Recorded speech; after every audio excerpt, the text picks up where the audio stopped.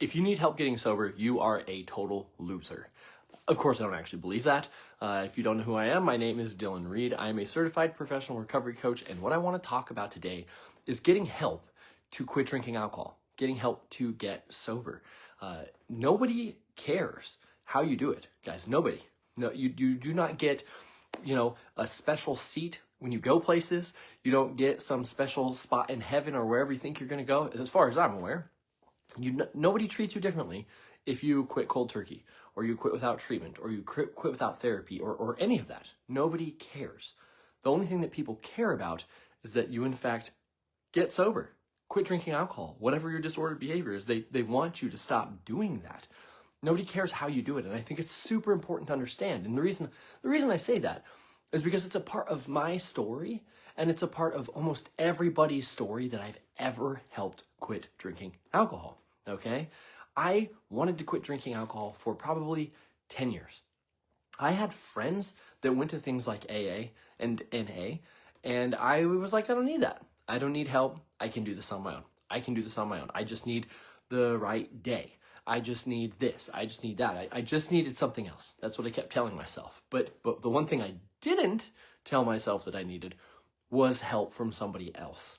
Okay? And I don't want to get gendered about it, but the truth is, anecdotally, the experience that I have personally and the observation that I have with working with lots and lots of people is that men seem to disproportionately be impacted by this. Men are way less likely to reach out for help when they are struggling to get sober. That is a reality, but this still speaks to both genders, okay? There's no way around it, because a lot of us just don't want to get help, because to ask for help is implying that we are weak, and that is a thing that we do not like to admit. That's just the way that it goes. We don't like to admit that we're weak, and when we're asking for help, we are admitting that we can't handle something on our own, and we don't like to do that. But it's important. Almost everybody who gets sober has some sort of help, okay? Barring people that experience spontaneous remission, and yes, that does occur. There are people who just one day stop doing the thing, okay, or as it appears on the outside. But the thing is that they probably still had some support, guys. I mean, if we're being honest, they had a supportive relationship at home somehow. If you think about the things that lead us to disordered behaviors, it's going to be pretty hard to experience spontaneous remission if your whole life is chaos. If the people in your life don't treat you well, if the people in your life are abusing you, those kinds of things are not environments where that kind of thing occurs. So what we have to think about is, in general, all of us get help somehow, in some way, shape, or form. And what I'm saying is reach out to get help before you really, really need it, because that's the mistake that I made. 100% that's a mistake that I made. I had people who were more than willing to help me, people who had sobriety under their belt even, and I'm unwilling to ask them for help. The truth is, I had some of them reach out to me offering help. And it's like, no, I got it. I don't need your help, guys. I can figure this out. But it wasn't true. If I could figure it out, I would have already figured it out. Right? I mean, if it was already in my head, if the things I needed to do, the things I needed to understand, the things that I needed to change were something I already had access to, I would have already done it. And I didn't. So help was needed. Help came in the form of many, many things. Multiple detoxes, reading books, having therapists, going to treatment, inpatient and outpatient, all of that stuff is a part of my recovery tapestry. I do what I do so that people don't have to go out and outsource that much information. They don't have to go spend tens and tens and tens of thousands of dollars, truthfully, probably $100,000 or more over the course of my whole entire recovery journey. Between therapists and treatment and hospital visits and all of that stuff, in order for me to get to a point where I am now whole, I am sober, I have remained sober for over 5 years at this point. But I don't want people to have to do that. That's why I do what I do here. That's why right now what I'm saying is, hey, if you feel like you need help, you do, okay? And that comes in many, many forms. I've talked about that multiple times on live streams. I'll talk about it again tonight. Help can look like going to a meeting, a 12-step meeting. It can look like that. It can look like going to treatment. It can look like just getting in with a therapist and being honest with them about what you've got going on. It can look like going to your primary care provider, being honest about your experience for the first time probably with how much you drink and how you don't want to do it anymore. It can look like just telling a family member. It can look like telling a friend who's gotten sober and asking them, hey, what did you do? How did you do this? That's what it can look like. I want to real quick, I've got a comment that came in. Any of you that are joining the live stream, if you have questions, comments, any of that stuff, put them in the chat and I will get to them while we're here. I'm not here to just talk at you. I'm here to communicate with you. This works way better when we can be social on social media, right? It's in the name. I just wanted to thank somebody thank you, James and Kathy and Brock and Liz. I don't know how to say your name. Brock and Liz. Brock and Liz says, all I do is work to take care of everyone else. No one ever seems to be there to care about what I'm going through. Tough place to be. I would encourage you to find some people who do care about you, even if it's in a minimal way. And the truth is we outsource a lot of this stuff, okay? When I was first getting sober, it's not that everyone in my life didn't care about me, right? But they pretty much had enough of my shit. Like that's just a reality, you know. Like I'm calling my dad for ride places, and he's assuming I'm asking him to take me to the liquor store or to the bar. Okay, so when I'm saying, "Hey, take me somewhere to get me help," he is not thinking that's what I'm calling about. So you maybe outsource it to a therapist. You know, like if you really need somebody, hey, that's on your side, outsource it. Find people that do care. That would be my recommendation. Going to a mutual support group, you know, things like AA, things like NA. I don't know what you are dealing with specifically, but I mean, there are grief support groups. There's all sorts of stuff. A church, all these things. Community is important as a person, right? You can find this. You can find community, I promise you. Chanel, thank you for hopping on tonight. Nice to see you here. Brock says, what do you do about the weight? I assume, I don't like to assume, but I assume you're talking about losing weight and eat less and move more. I know that may seem like super simple and like elementary, but that is the reality. I lost a significant amount of weight when I got sober. One of the times, I then gained a bunch of weight after I'd gotten sober. Not immediately after I got sober. I was in really good shape at one point, and then I was still in a shape. It was a different shape. And then I got in shape again, and it's through moving. And movement doesn't have to be anything like wild. You don't have to go to the gym for an hour. You don't have to go run on a treadmill for an hour. You don't have to do any of that stuff. Like 20 minutes a day of a mildly elevated heart rate, like, you know, like 120 beats, 130, 140 beats per minute for 20 minutes will make a world of difference in your life and in your experience. And you will start to lose weight, especially if you're eating less than you need to, you know? That's it. Like, that's really it. Please do provide more clarity. I would love to help you with that. I just don't know exactly what you're asking. Crystal says community makes a lot of difference in recovery, and that can start with even one person. 100%, Crystal. Like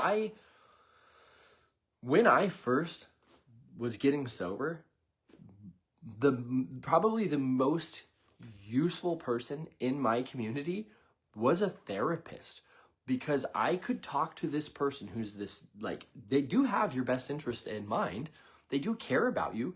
Like, they want to help you. And I could communicate with this person without concern of, like, reprisal or you know, having people turn their backs on you. Sometimes people don't want to, like, hear what you have to say. They don't want to hear your grievances. They don't want to hear your concerns, especially, guys, if you've been lost in substance use disorder of some sort, you probably burn a couple bridges. So they don't want to hear your complaints, any sort of complaints you have about your experience. They're like, no, dude, you're the problem. So they don't care about that stuff. A therapist is going to listen. They might reframe some things, make you recognize that, hey, maybe I have a little bit of blame to hold here, but that's a really good, useful resource. Seriously recommend to everybody. I still have a therapist. J-Rod and I never talk about sobriety, ever. We talked about sobriety maybe the first 2 sessions. I made it abundantly clear to him, like, bro, I'm good. I'm here for other things. Let's deal with that. If I ever feel like I am weak or shaky on my sobriety foundation, I will let you know. We can talk about it then. So if you can find somebody. Zachary says, gosh dang, my wife and I have friction every holiday. Always a fight, and I turn to booze. Dude, that sucks. I wouldn't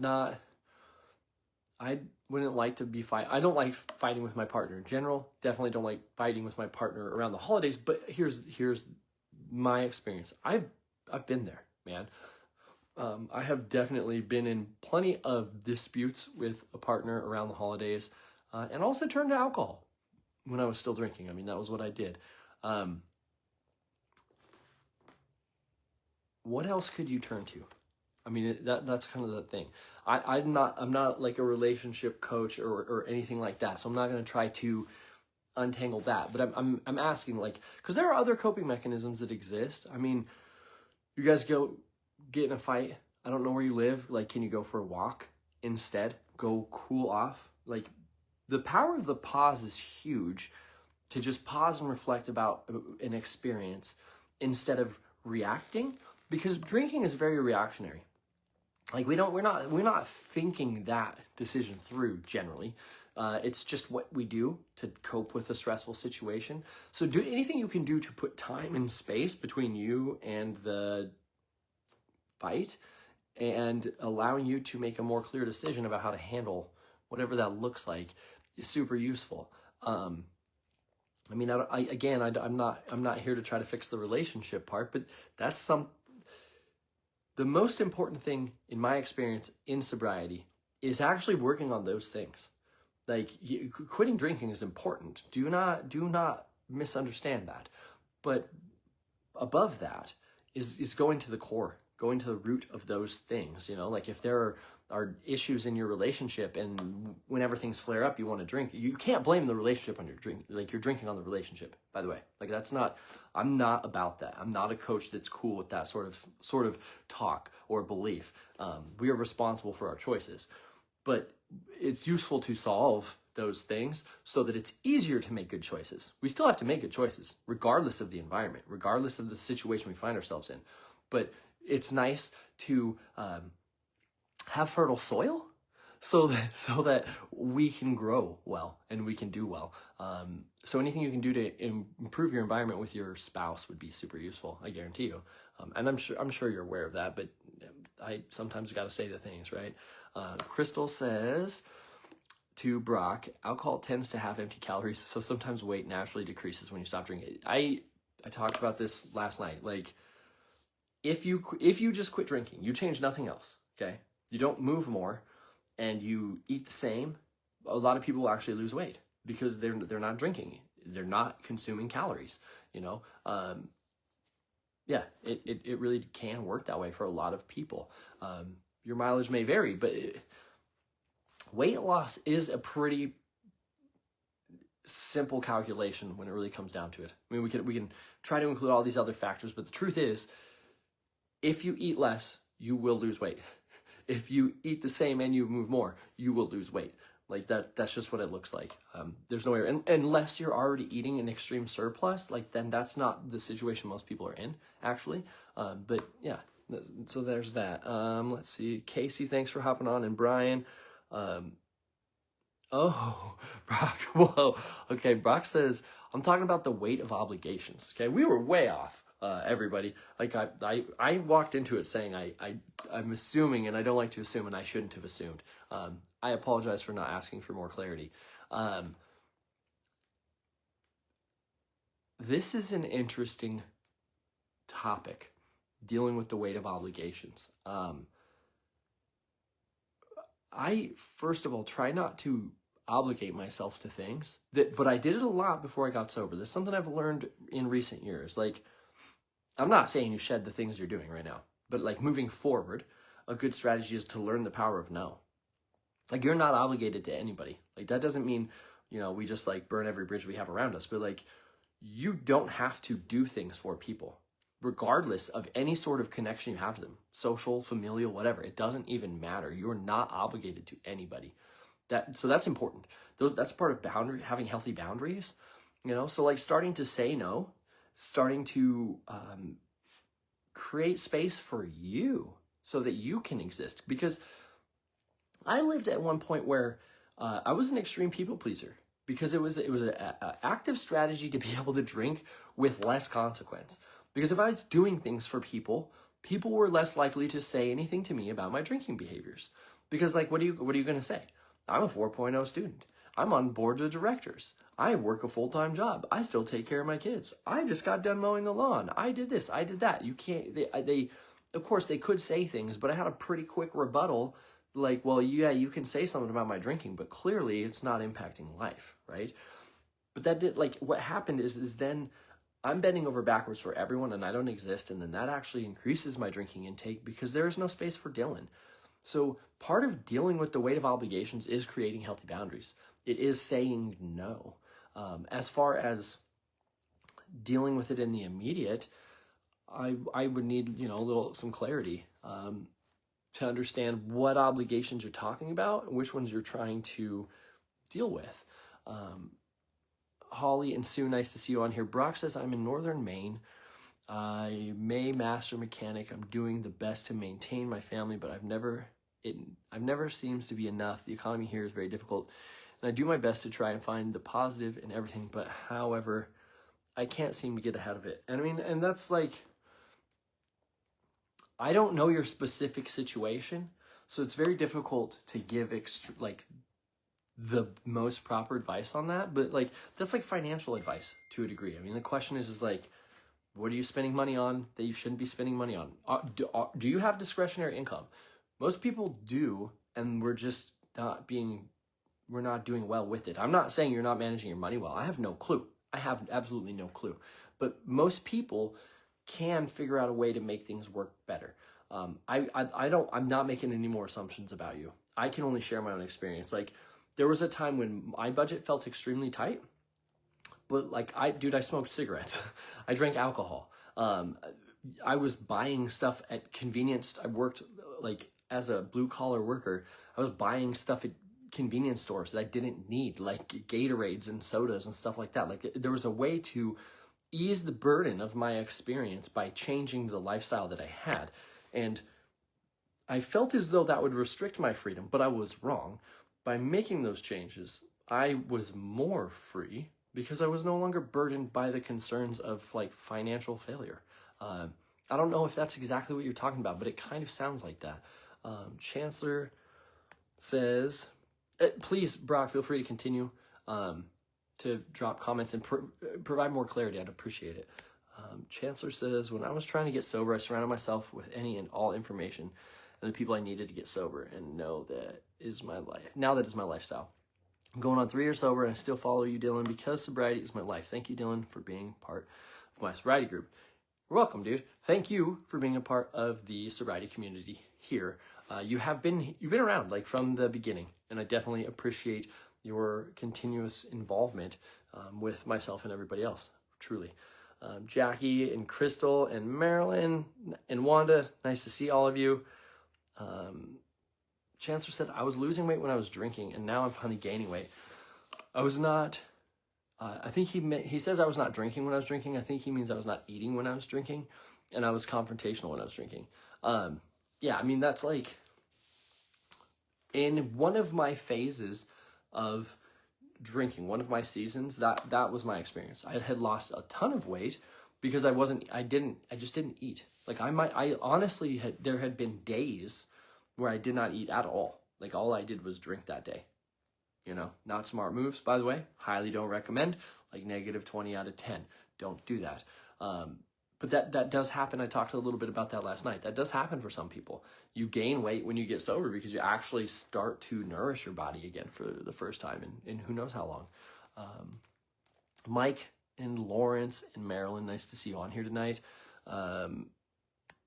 Wanda says, so I host Christmas. My sister loves to bring tequila to do our holiday shots. She doesn't know I had a problem and quit. How do I deal with this? I really don't want it. The thought makes me feel a bit pukey. Tell her not to bring it. That's it. That's what you do. You tell her, this is my house. I don't drink anymore. I would appreciate it if you didn't bring it. That's all you have to do. It's your house. You set the rules in your house. If you don't want people taking shots in your house, you don't want to participate in some sort of, a drinking ritual that's existed during the holidays around, don't do it anymore. Just don't do it. That's it. That would be my recommendation in general. I have strategies to help deal with people drinking around you and tolerating it, but I'm not going to recommend that to you at all. If you're already feeling nauseous just thinking about the experience, then don't have the experience. That's my thought, and I'm not going to back away from that thought. 100% draw a very clear boundary. Hey, we're not doing this here. And if you want to tell her why, feel free. If you don't want to justify it, you also don't have to justify it. It's your house. You're hosting. You're the host. That's it. You make the rules. So if you don't want her to bring tequila, you just let her know darn well she's not bringing tequila. That's all you have to do. I'm not saying that she will receive it 100% and just accept it. I hope that she does. Rational people, we should be able to do that. But that's where you start. And I would start the conversation now. We want to communicate boundaries early and often, that frequently. Hey, this is the rule for this holiday. A couple more days go by, hey, I just want to remind you, we're not doing this year. The night before, hey, don't bring that tequila. And then when she comes in, you didn't bring the tequila, right? That's what that needs to look like. Let's see. Chancellor says, Dylan, you have an awesome mom, and she's one of my supporters. Dude, I do have an awesome mom, and she is one of my supporters as well. Super, super sweet lady. Brock says, respectfully, I feel like I am limiting myself mentally and emotionally. I feel like I am handcuffing myself with alcohol and diminishing the possibilities of things I could actually do in life. I agree with you 100%. That is why I got sober. Underneath all of it, underneath all of my motivating factors, all of that, the main reason that I got sober is because I recognized I would never have the life that I wanted to live if I kept drinking. It wouldn't happen. All the romanticizing about holidays with drinking and vacations and all that, cool. I was willing to sacrifice all that because that's not what I wanted, truly wanted. I wanted to be a truly present father. I wanted to be a good partner. I wanted to be all of those things. I knew I could never be any of those things if I continued to drink. It was like I had a governor on my vehicle. I could only go 55 as long as I drank, but I wanted to go the speed limit. And in order to go the speed limit, I had to get sober. That is an experience that many, many, many of us have. Drinking has no net positive. There is nothing that you will gain from drinking alcohol. Nothing. It doesn't exist. Anything that you think you might gain from drinking alcohol is an illusion. It is a way for you to have an excuse to continue to be partaking in the behavior. It's not real, and once you get sober and you step back from it for a while, it becomes abundantly clear to you that all that alcohol has ever done to you is robbed you of time, energy, relationships, careers, money. You list it. It has done everything it could to go in your life's bank account and just take everything from you. So I agree with you. You are limiting yourself by drinking because everybody is limiting themselves by drinking. And you deserve more out of this life than what you're allowing yourself to have right now. And getting sober may very well be the first step in moving towards the life that you deserve and will earn through those actions, beginning with getting sober. Jared, thank you for hopping on. Nice to see you on here. Brock says, it just seems like when I get home from a long day at work, I pour a tall drink, and then nothing in my entire life even matters at all, and I find peace in that which I find peace in that. Okay, which I find unacceptable. No, 100%. That is a very common experience. It's like, I cannot exist in the room, even though there are people in the room with me, if I've had a few drinks. And it's like comforting, it's anesthetizing, right? Like it just kind of turns the volume down on everything, and it calms me down, calms my nerves. It's the only way I can relax, those kinds of things. And we're not present. We're not present once we started drinking, and it is a real bummer.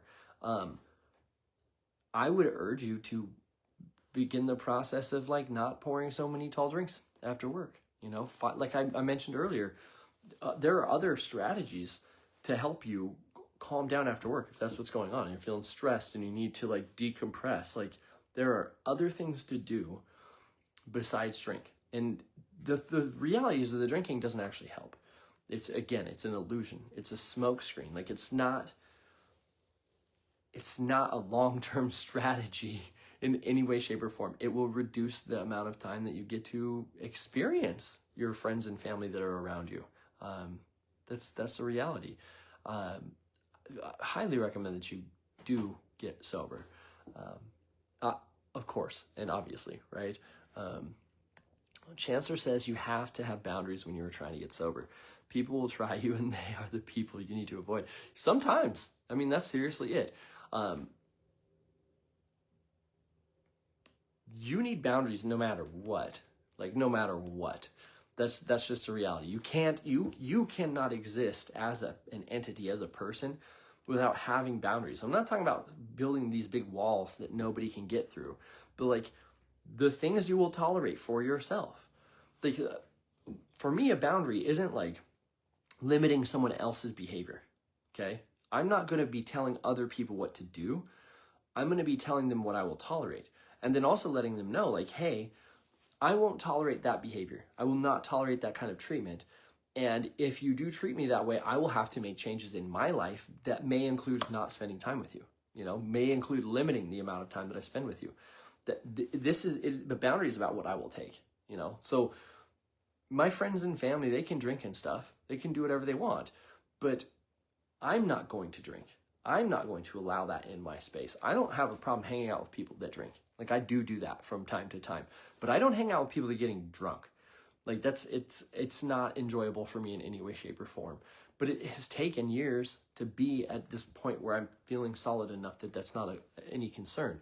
So, with Wanda, it sounds like you're freshly sober. Just set the boundary. Hey, I'm not tolerating alcohol in my house.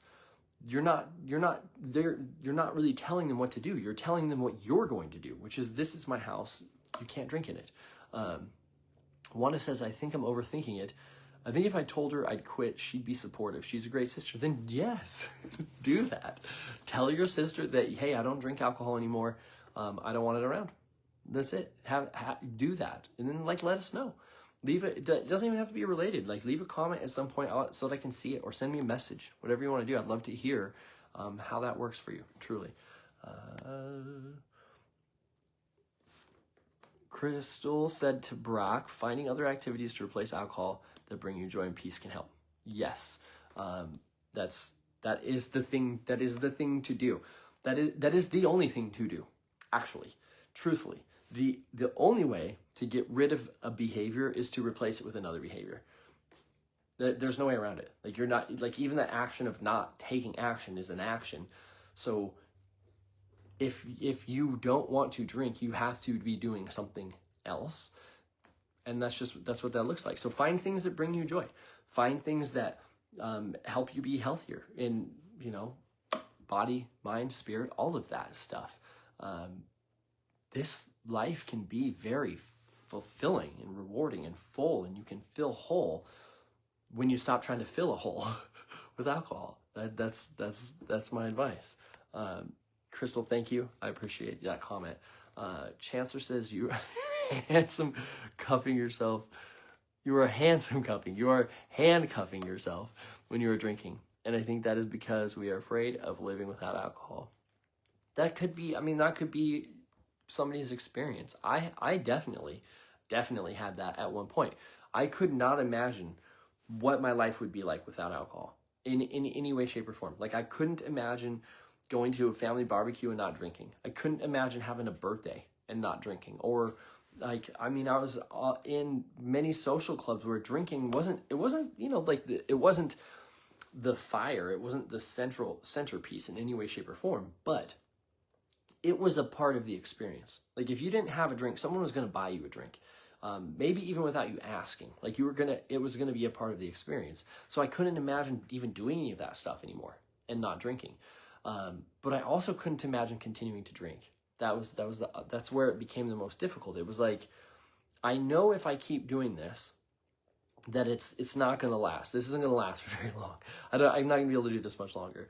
But then also not knowing what I was going to do afterwards. It was a very difficult part of my life to navigate. It was a very, very difficult season. As I'm sure some of you are aware. Wanda says, and I might add tequila, really? God, gross, just why? Different strokes for different folks. You know, there's plenty of people that thoroughly enjoy tequila.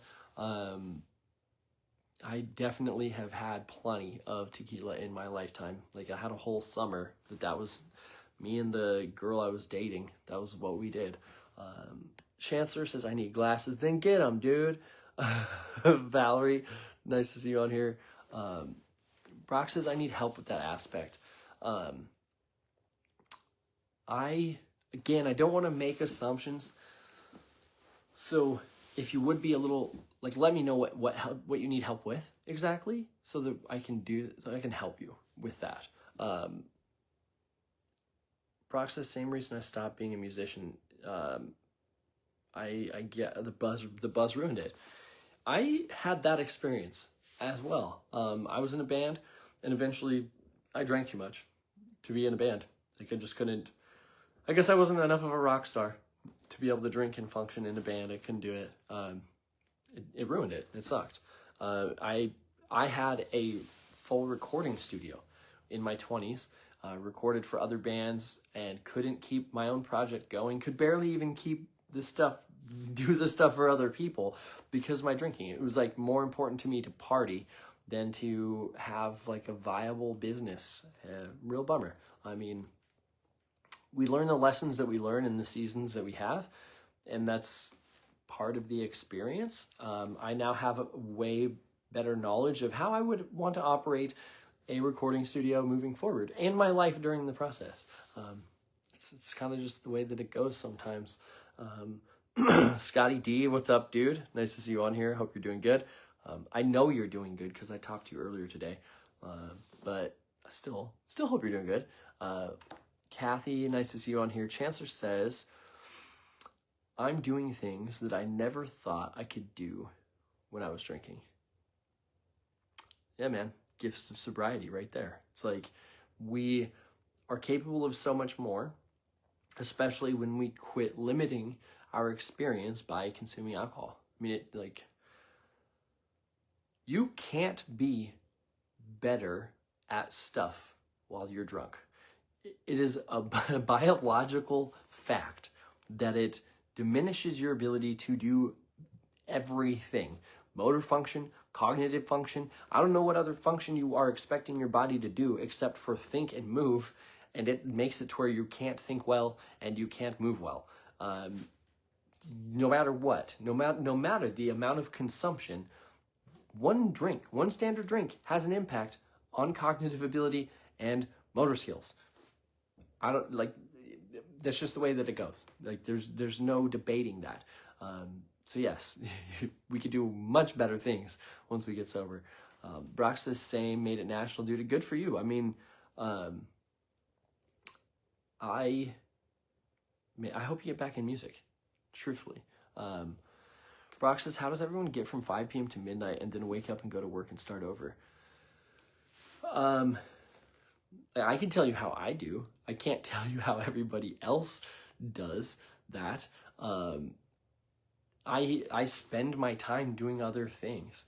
When I first got sober, I do tabletop wargaming. So I have like little miniatures that I assemble and paint. I spent a lot of time doing that because I didn't want to go to the bars, didn't want to sit at home and drink. I didn't want to go spend time with people. but I knew I needed to do something. I couldn't just sit and twiddle my thumbs, so I did that. I got into video games for a little while, but I didn't have the glitz and glam that it did when I was younger. I just was looking for something to do, I suppose. But it really is like doing stuff. You know, like if you get home at 5 o'clock and you pour a drink, if you aren't physically taking care of yourself, like that might be a good time to work out. Everyone should work out. Like everyone. We're not debating this. Everybody should work out. So maybe you should go to the gym after you work. If you can't afford a gym membership, maybe you should go for a walk, a jog, a run, like whatever that looks like. But moving your body, like Crystal said hobbies, seriously, a big deal. Like I said, the tabletop miniatures, that's what I did. I played with models, you know. Then I started including more reading. I started including more writing. I have gotten back into music. It's not anything that I'm like sharing publicly, but I definitely have brought that part of my life back into my life. If you have a family, wife and kids, spend time with them. I'm much more active and much more participatory with my kids now that I'm sober than I was while I was drinking. Yeah, I mean those are you do stuff. I mean, whatever makes you happy besides drinking, okay? Whatever makes you happy is what you should do. Truthfully. Sammy says, hi again. I have severe mental health issues and alcohol makes me feel happy. My psych meds make me feel numb, and without meds, I either am angry or antisocial. I hope you are talking to somebody if you've got severe mental health issues that can maybe help you work through some of that stuff. The drinking doesn't usually help. It doesn't actually help anybody in general with mental health issues. Most of the meds you take, specifically, you shouldn't be taking with alcohol anyways. I don't know what you're taking. I don't know what your experience is, but like, I guess the question is like, do you need different meds? I mean, have you talked to your psychiatrist about the way that the meds make you feel and talked about, advocate for yourself? Hey, this is what I feel like when I'm on these meds. There's alternatives. There's other meds that you could be taking. There's other approaches that you could be taking. I would recommend exploring other avenues. I'm not a mental health professional, but I know a bit about it, and I know that there are resources like other mental health professionals that you should seek to help you with some of that stuff. I like to stay in my lane. I don't feel confident being able to really provide a lot of help in that area, unfortunately. So I will stay in my lane and just recommend you talk to your psychiatrist about that stuff. Crystal says there's a super informative podcast by Dr. Andrew Huberman on how alcohol affects the body. Yeah, fantastic podcast. One of my favorites. Like, it goes into even the metabolic process of it, all of that stuff, how it impacts sleep, mood, all of that. Also, the Huberman podcast is fantastic. Thank you for recommending it, Crystal. One of my favorites. Crystal says, I mentioned this earlier, she said that routine change in hobbies. Crystal says, also find a self-care thing you can do. Whitening teeth helps with strips, keeps mouth busy. Yeah, it's true, that. Chancellor says, well, I'll disagree with you, Dylan, on that, because when I was drinking, I was very good at it. I never left the drink empty or alone. Yeah, a professional. I was a professional. That's why I retired early. Let's see. Wanda said, I had tummy issues that lasted for a while after I quit and weight gain. It was the alcohol and part menopause too. I asked my doctor for the B12 shot. It was amazing. Perked me right back up. Yes.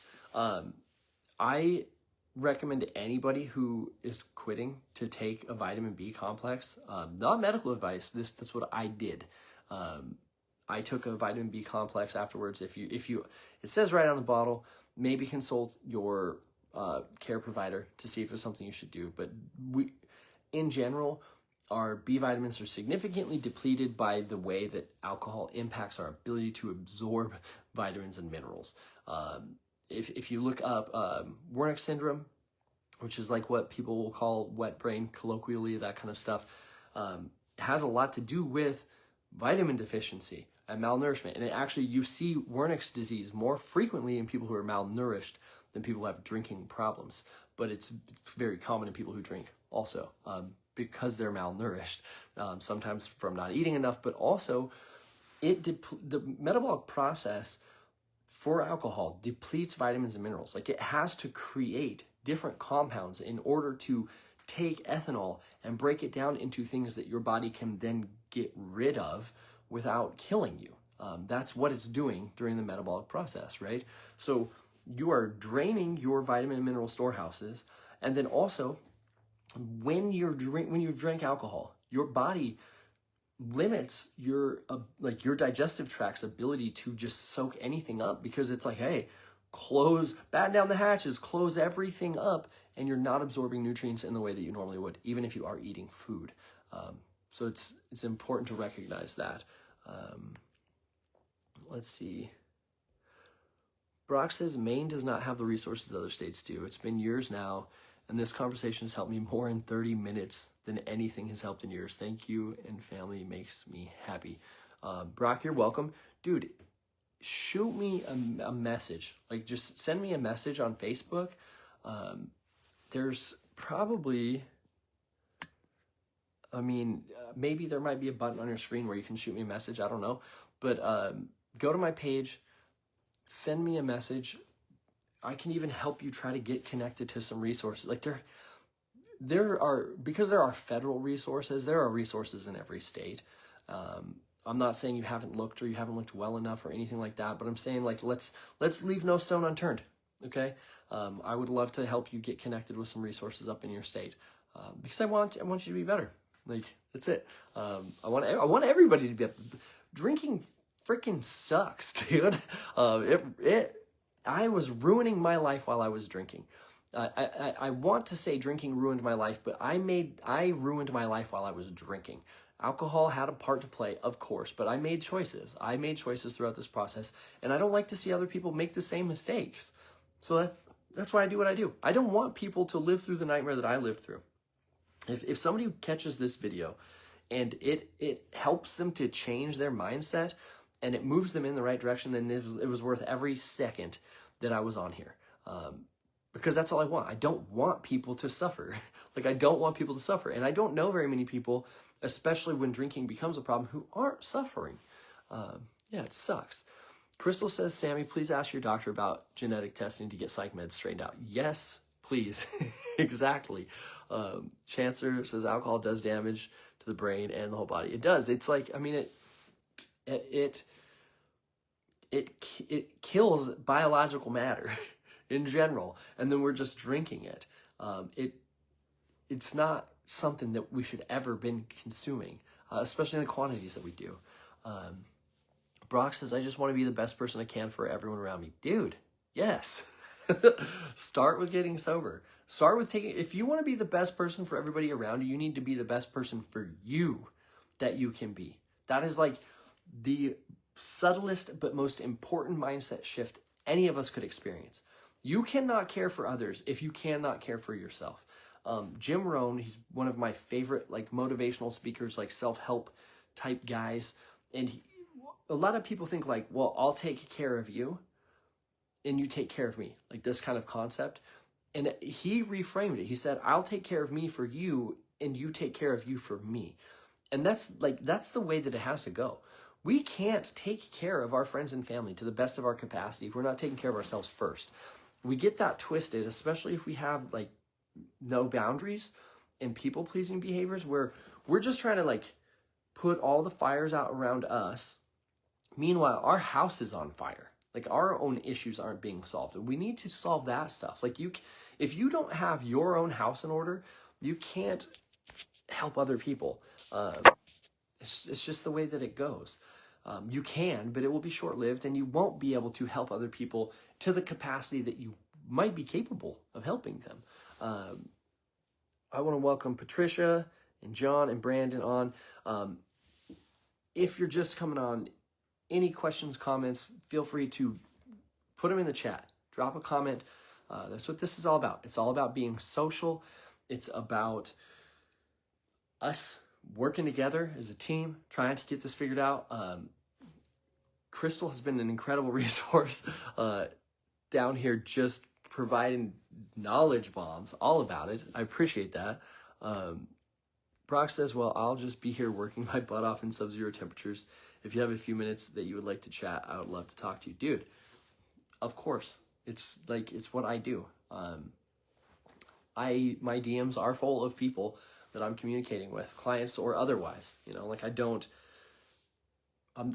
not going to just be like, well, I'm not talking to you. That'd be pretty sad. But yeah, no, send me a message. Obviously, I'm live right now, so I'm not going to be able to respond. It is almost 8 o'clock here in Dallas, so I don't know how much I would engage with you this evening, but feel free to send me a message. If I don't get back to you tonight, man, I'll get back to you tomorrow for sure. Let's see. El Marie, nice to see you on here. Nancy, nice to see you. I hope that you are having that pickleball life. I started playing, she talked about how much she liked pickleball. This was years ago. And I started playing pickleball this summer. I have a neighbor who was like, let's go do it, because they installed a pickleball court like 15 minutes away from here. And I love it. It's really fun. I can't believe I just said that, because I never thought that it would be a thing, but I've really enjoyed pickleball. That my whole summer was training for the marathon and pickleball. That was it. Alex, welcome to the show, man, or woman. I'm sorry, I should not assume that. But so today, what I've been talking about is mostly comments. We haven't been on the topic today very much at all.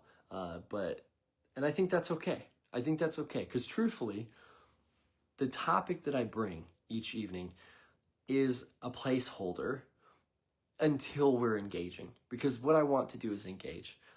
It is much more enjoyable, I hope, for the audience, and it's more enjoyable for me too. I mean, I have standalone content that is me just pontificating, me just saying stuff. I don't want to do that on the live stream. I want to engage. Elmarie says, I took 3 breaks from alcohol this year.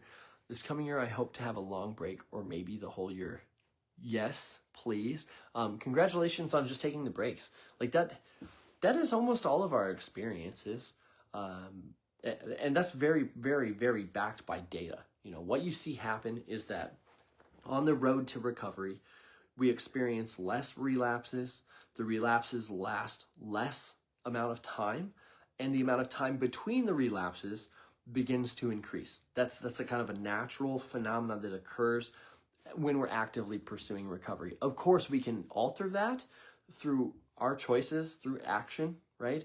But that's kind of a process that we just see across the board for people, especially when there aren't some sort of intervention going on. And when I say intervention, I'm not talking like the show. I'm talking like just any sort of intervention, like you go to your primary care provider and maybe they prescribe some sort of medication to help you deal with it. You go to a therapist. You start reading books. You maybe go to treatment. Maybe you go to some sort of 12-step program. You go, you name whatever it is. Those are all interventions, right?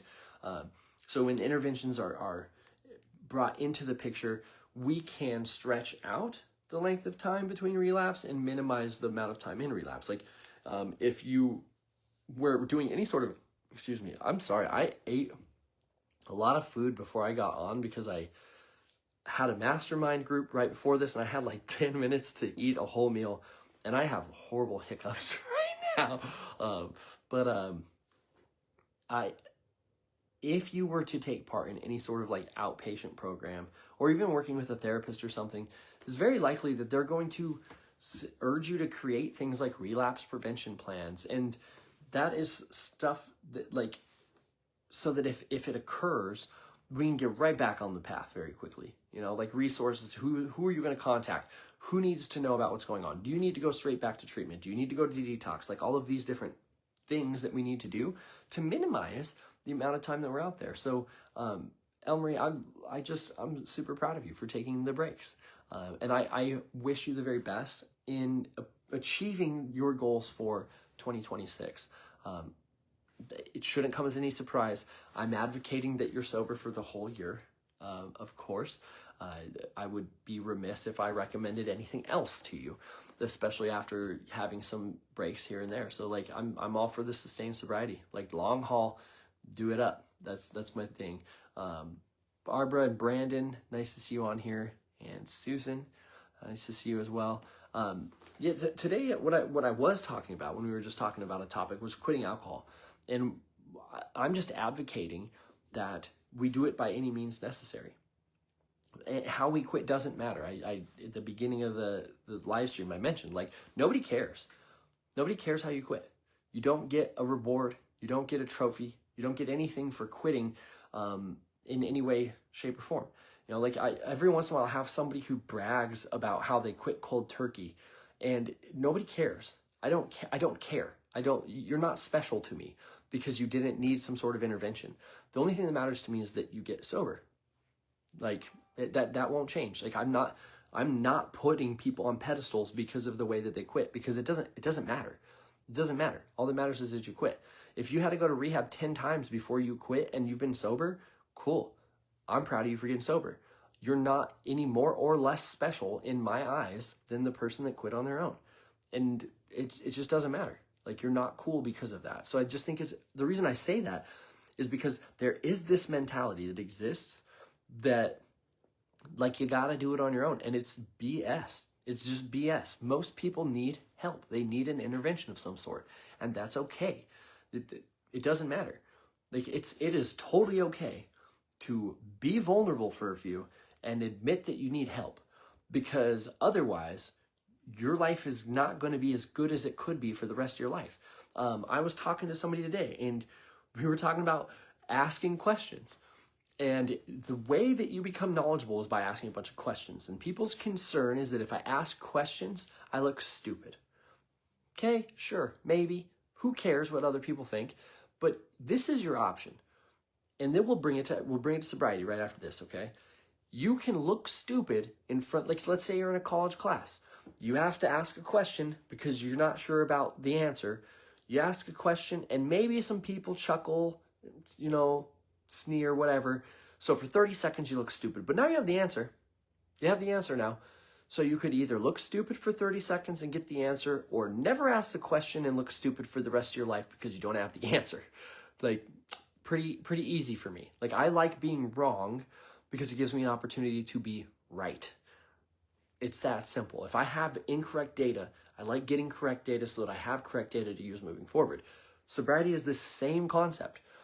We can be concerned about looking weak, looking vulnerable,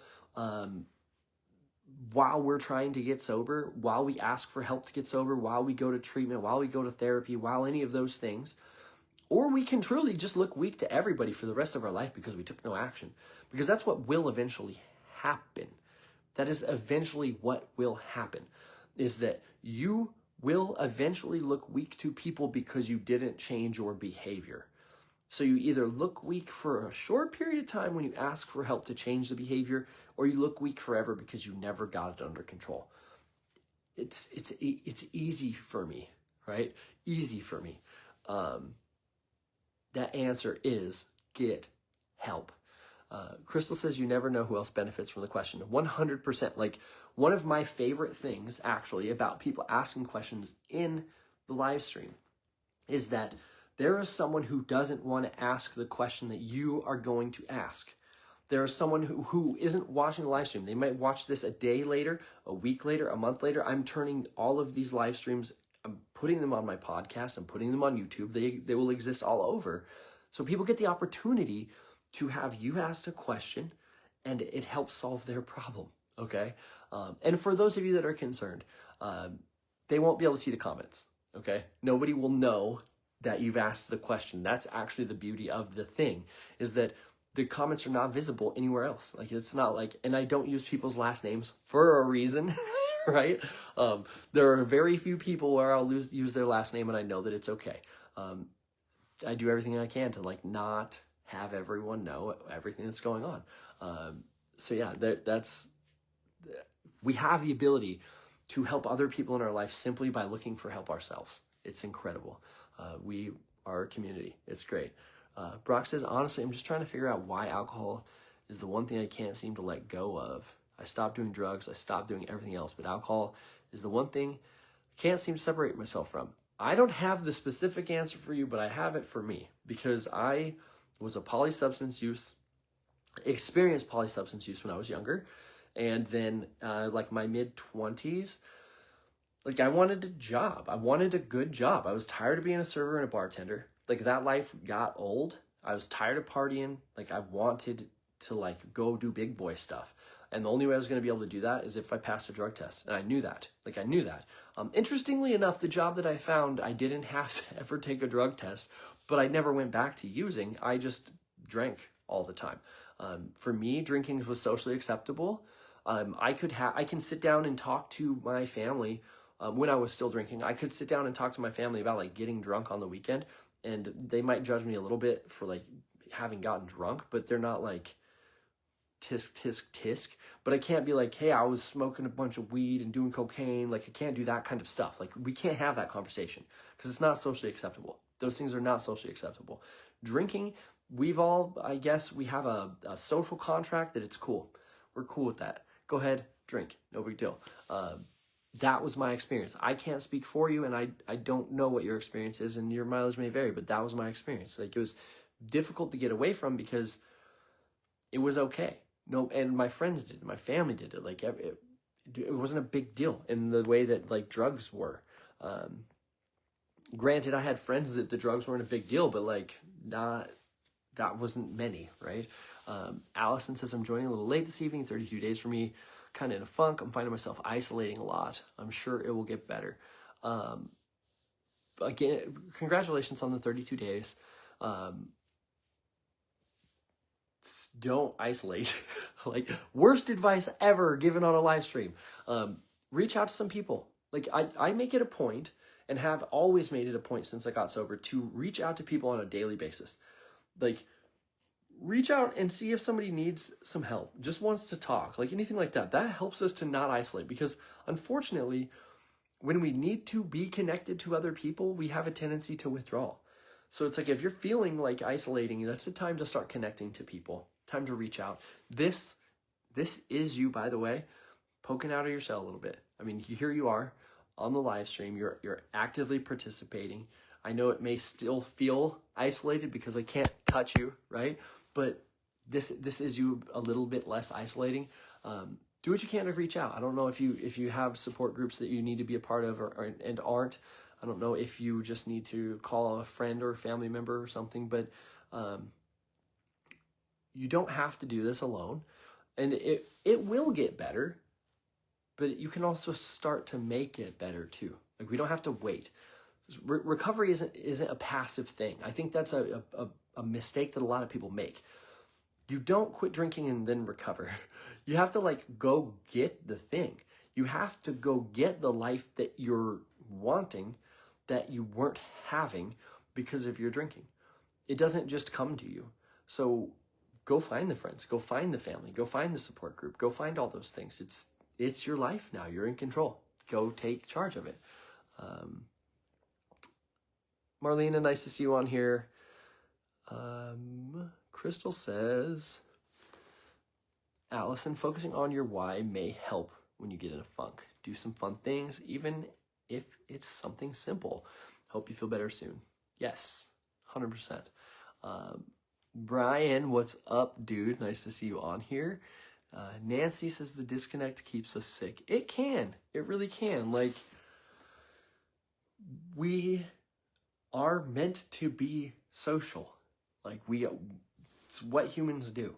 So being a part of community is an important part of being human, and being disconnected from our humanness is something that allows us to act against our best interest. Also, hopefully you can connect with people that want you to be a better version of yourself and support you and recommend that you make better choices. That's a very useful part of recovery. That's the part of the support group thing that comes in. Brock says, how do I find this stream when you are live? Dude, go to my profile. Go there, and pinned at the top of my profile, like the very first comment, is the live stream schedule, okay? I'm going to post that at the beginning of every month. The beginning of every month, a new one will go up there, probably a couple days before, right? But a new one will go up there letting everyone know. So right before January 1, a new calendar will get popped up and it will show you what days I will be available. I will always do my best to be on around 7 Central. So in Maine, I'm assuming you're Eastern time. So 8 o'clock, 8 p.m. Wednesdays and Thursdays are pretty much a for sure all of the time, because those are the days that my kids are at their mom's house. So here I am. If my kids are here, I don't mean you guys any disrespect, but they mean more to me than coming on a live stream or engaging with social media. I'm much more active on social media when my kids are at their mom's, for very obvious reasons, I would hope, right? But weekends they're at their mom's, those nights, guys, I am more interested in doing this than anything else I could do in the evenings. I like painting my models and everything, but this brings me real joy. I really enjoy doing this. So it's what I do with my time. So there will be a couple weekends a month.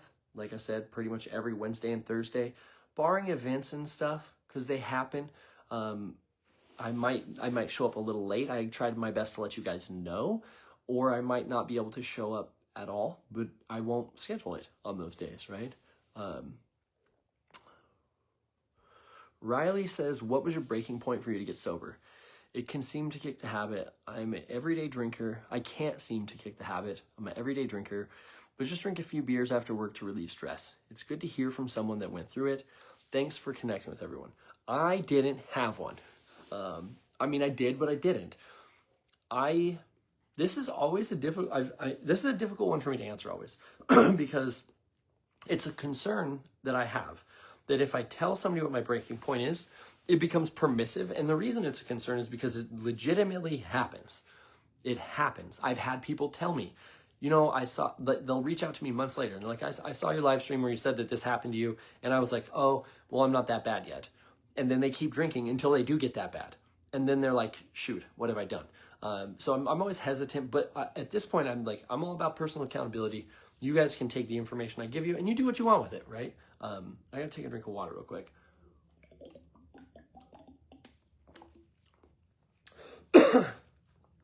My breaking point was death of 1,000 cuts. I didn't get a DUI. During my drinking, my wife had filed for divorce. We did not get a divorce at that time, but she had filed for divorce. That was not enough. It did the opposite. I was in a completely different state than her, physically, different in many ways, but I was in a different state than her. I did not drink less because she filed for divorce. I drank more because she filed for divorce. That's not me blaming her and all of that for that. The way I coped with that situation was I drank more. I chose to drink more because of the experience that I was having. That didn't do it. I lost jobs. That didn't make me quit. None of that stuff made me quit. Eventually, I just had enough. I love drinking. I do truly love drinking. Love getting drunk. That never went away. What happened is that the consequences, the realization that I was never gonna live the life that I wanted to live if I kept drinking, became abundantly clear to me at one point. I'm looking around this is not the life I want to live. This is not the life I want to live for the rest of my life. I want more. I can't have more unless I make changes. And the change I need to make first is I have to get sober. So instead of a rock bottom moment, which is what people are usually looking for when I talk about this, it was as if all of the years while I was drinking, I'm in a boat, and every negative experience I have while drinking is the boat just taking on a little bit more water. And in the end, it started taking on a lot more water and it was sinking a lot faster. And I got to a point where I realized that I didn't have a big enough bucket to bail the water out of the ship. So I either had to get off of it and get in a boat, a skate boat, some sort of, life raft, right? Or I was going down with the ship. I didn't want to go down with the ship. I figured I will get in a life raft, I'll build a new boat. And that's what I did. So I didn't have one. I didn't really have a breaking point. It was just, I had enough negative experiences accumulated over time that I was like, this is stupid and I'm not doing it anymore. It wasn't that easy. I mean, I say it like that, but it wasn't like I just smashed a bottle. I'm like, oh, I'm never drinking again. Like it took a hell of a lot of work to get to where I am today. But I did fully accept the reality that drinking could no longer be a part of my identity. Like, bar none. There's just no way. And that was the beginning of the end of my drinking and the beginning of the rest of my life. The beginning of my life in general, not even the rest, like the beginning of intentionally living and being a full active participant in my reality, in my world. So I that's what I got for you. I hope it's useful in some way, shape, or form, but that's my story. Brock says, thank you. You're welcome. Allison says, Crystal, thank you. I'm just going through a lot. On top of getting sober, so it's tough. I walk every day, twice a day. I need to get back to the gym. I think that will help me. I would agree that going to the gym will, and so do a ton of academic articles and studies. That is probably one of the most well-researched areas of recovery is the correlation, not causation, the correlation between fitness, exercise, regular exercise, and long-term recovery. So I'm an advocate for it in my coaching program. Like the three main pillars are physical fitness, mental wellness, and accountability. You know, those are that's it. That's like the tripod, I guess. Those things are important. Brock says 9 p.m. currently. Elizabeth says, how long have you been doing these lives? I have been doing these lives for years, but not always super consistently. I had over a year where I was live at least once a week. I did it with a guy I know, Ryan, Dr. Ryan Rasner. He is a relationship coach, and that was a good time. We did there's a lot of intersection between relationships and problems in relationships and drinking. Surprise, surprise, right? So we did a format much like this. We also would collect, and I should probably start doing this again, but we would collect questions from the audience ahead of time in posts, and we would kind of pull out of a hat, like listener mail type of concept, and answer questions that we received in the live.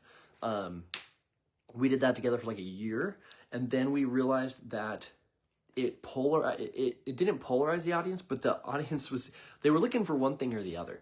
They were either looking for relationship advice or they were looking for the recovery advice. And if you were looking for relationship advice and you tuned in and it was me, they would leave. So we just decided to go our separate ways and do this. So I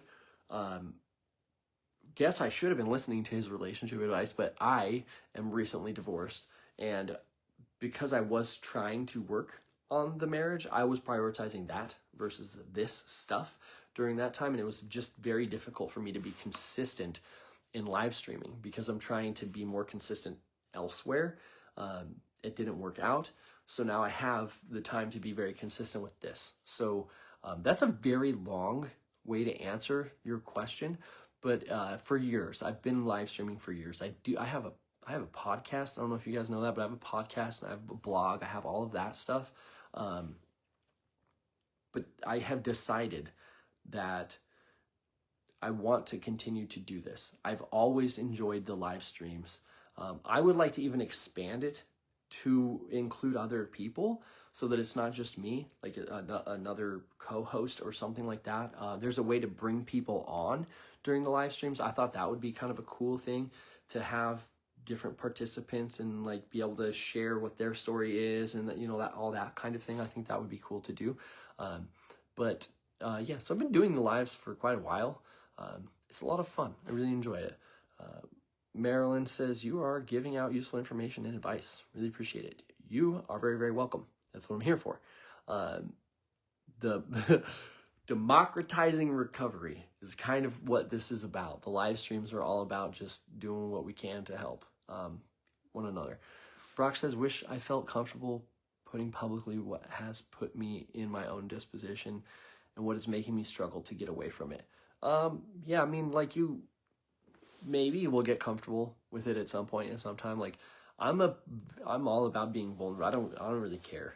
Like I don't know. Maybe I overshare, but I don't. I'm very comfortable with my experience. I'm comfortable with what I've gone through, and I feel as though it's a disservice to the community if I don't share my experience transparently, because that's what helps people.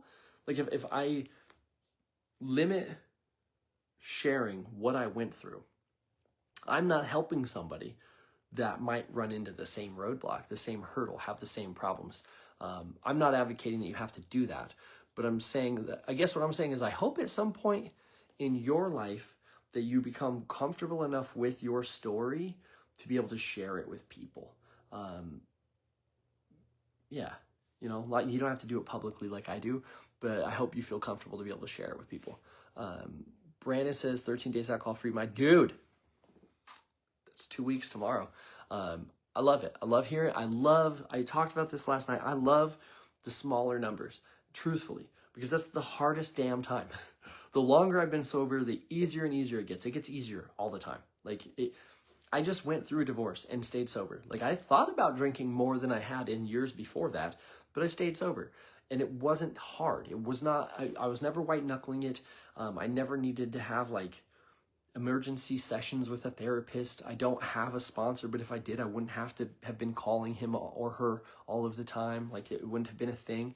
But that wouldn't have been true early on. Like 2 weeks into recovery, if I went through a divorce, like was recently served with a divorce paperwork, it would have been rough. It would have been a rough experience. So I'm just saying 13 days that's when it's hard. That's when it's hard. You're building a new habit. That's what I wish everybody understood. You're building a new habit and new routines when you get sober. And it's hard as heck. Think about when your parents were trying to get you to brush your teeth and you just rebelled. Like you definitely didn't do it on your own. You know, like you had to be constantly reminded. Like I have 4 kids. I have to brush some of their teeth. You know, they're young enough, they can't do it, but they need it. They need to do that. So you're doing that to yourself. That's why I always suggest to outsource accountability, because it's nice to have someone remind you to brush your teeth or remind you to stay sober. You know, like that's part of what my content exists for, is a constant reminder to people of like, hey, do the thing. Or, hey, you remember the thing? You don't want to do that thing again, so don't do that thing again. It's hard as heck in the beginning because it's a brand new thing. The longer you do it, the easier it becomes. It becomes second nature. Let's see. Brock says, honestly, I feel like there are very few people to know what I'm feeling inside. I don't know what you're feeling inside, but I can say this. I can say that in active use, while I was in experiencing alcohol use disorder and drinking still, I was convinced I was the only person in the world that knew what it was like. No one else knew how hard my life was. No one else had a life as hard as I did. And when I say this, I'm not trying to minimize your experience. I'm not doing that because I don't know your pain. I'm just sharing my experience. I was the most unique person in the world. Like no one knew how bad it was. Nobody had as bad of a drinking problem as I did, all that stuff. And then years later, you know, I am a recovery coach. I help people get sober. So I get to see the inside baseball of their life often. And the longer I've worked with people and the more people I've worked with, the more it becomes abundantly clear to me that 90% of our stories are the same. They'll vary in little details, but like, and of course, barring like extreme abuse and stuff like that, that's why I say 90%, but 90% of us have had similar experiences in alcohol intake and maybe reasons that we drink, all of that stuff. That's why I think this community is important, for us to be able to realize like we're not so alone even in our disordered experiences. My suggestion though would be, if you really do feel that alone, maybe talk to someone about it and maybe they can help you navigate that. Because it's this is the problem. This is the fallacy in all of that, in the belief that we're all by ourselves in that experience. We don't have anything to compare it to. If you're not sharing what your experience is like with another person, then of course it feels like you're alone. because you don't know what anybody else is experiencing. But what you might find is if you start to share your experience with people, you will find out that you're not alone, and that other people are having the same experience that you are. I hope that that's useful. Elmarie says, I think you're doing great. Thank you. I appreciate it. Just doing the best I can. Guys, it's 8:20 here in Dallas. Sleep is important. There is a significant body of work recommending that we sleep, right? We all know that you need to get enough sleep every night, but there's a huge body of work that draws parallels between sleep duration, sleep quality, and cognitive function, and our ability to make decisions. Decision fatigue, which is what we colloquially call willpower, okay? So the thing is, willpower is real. It is real, and it is involved in getting sober. It is a part of getting sober. It's discipline. It is the ability to make a choice that's hard to make, okay? It depletes every day. As you go through the day, as you go through stresses, as you make more and more decisions, it becomes difficult to make difficult decisions because you've already used all of your willpower battery. Only way you charge that is by going to sleep. So there's a ton of research out there suggesting that we make better decisions. I think that you know this. We make better decisions when we're not tired. And that is a long way for me to, help explain to you that you should be prioritizing sleep in your life, especially if you're working on staying sober, because it's easier to stay sober when you're not fatigued, okay? And also to say, hey, it's getting close to my bedtime, because I think sleep's important. It allows me to stay on task better. It's much more difficult to distract me when I have had my full night's rest. It also helps me to perform during my runs. Tomorrow's only 5 miles, thank the heavens. It's a nice chill one, but I still want plenty of sleep because I had a harder run today. I want to be able to recover. So I will be on tomorrow night. Actually, I don't think it's on my calendar, but I will be, because the kids will be at their mom's house. So I'll be on tomorrow night, 7 p.m. Central, Friday night. What's that going to be? The 19th of December. I'll be on here. Elizabeth says, I actually find your comment the other night about you're not unique comforting in a way. I think it's helpful because then you can look at someone who has reached sobriety, you realize I can do this as well. Yeah, it's